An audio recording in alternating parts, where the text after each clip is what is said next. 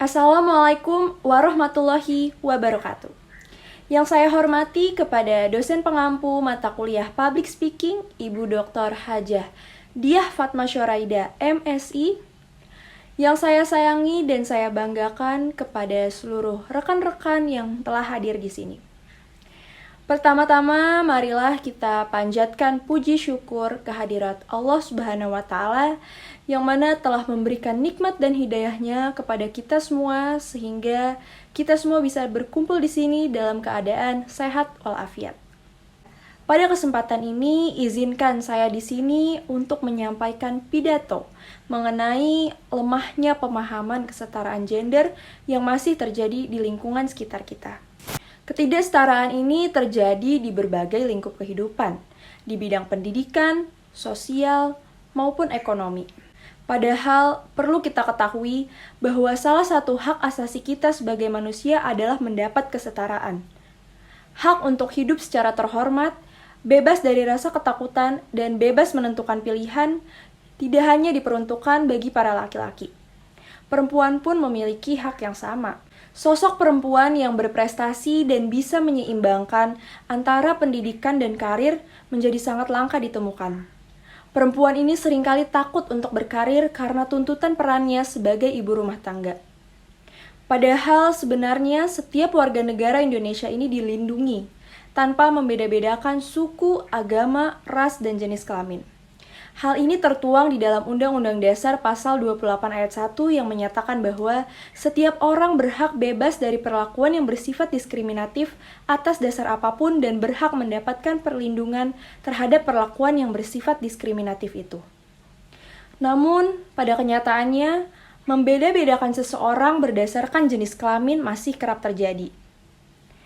Ada berbagai macam ketidakadilan yang dialami, khususnya oleh perempuan, antara lain stereotip atau labeling yang masih melekat seperti perempuan itu lemah, cengeng, penakut, sedangkan laki-laki itu kuat, berani, dan bijak. Sebenarnya tidak ada yang salah dengan pembedaan itu. Namun, ternyata pembedaan karakter tersebut kerap melahirkan tindakan-tindakan seperti tindakan kekerasan.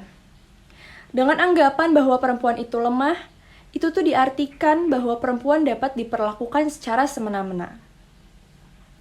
Lalu adanya kuatnya budaya patriarki menyebabkan pemikiran bahwa sia-sia menyekolahkan anak perempuan ke jenjang yang lebih tinggi.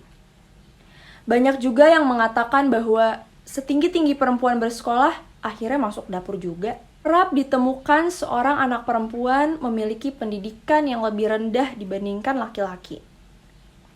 Hal ini dikarenakan masih kuatnya budaya yang menganut paham bahwa seorang anak perempuan adalah pengurus rumah tangga sehingga sebaiknya tidak usah untuk melanjutkan pendidikan.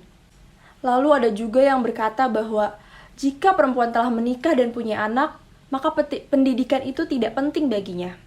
Paham-paham inilah yang menjadikan bangsa kita, bangsa Indonesia, kerap jalan di tempat. Bahkan buruknya ini semakin tertinggal ke belakang.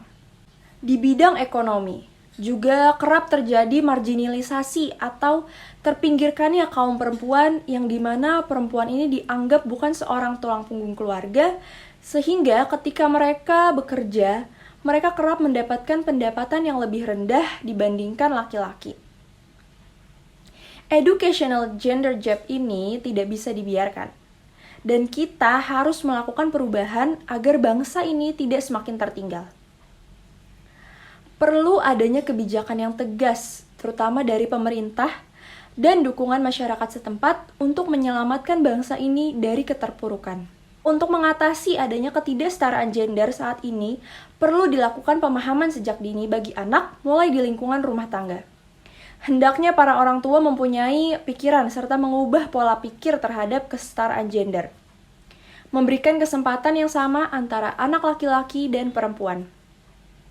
Sehingga sejak dini anak-anak ini mereka belajar untuk tidak membeda-bedakan gender dan memiliki kemampuan untuk menghindari diskriminasi gender. Mungkin ada juga beberapa strategi yang bisa dijalankan pemerintah untuk mengatasi isu ini. Yang pertama, penyediaan akses pendidikan yang bermutu secara merata bagi anak perempuan dan laki-laki. Kedua, mengadakan pelayanan pendidikan baca tulis untuk meningkatkan derajat melek huruf, terutama kepada perempuan.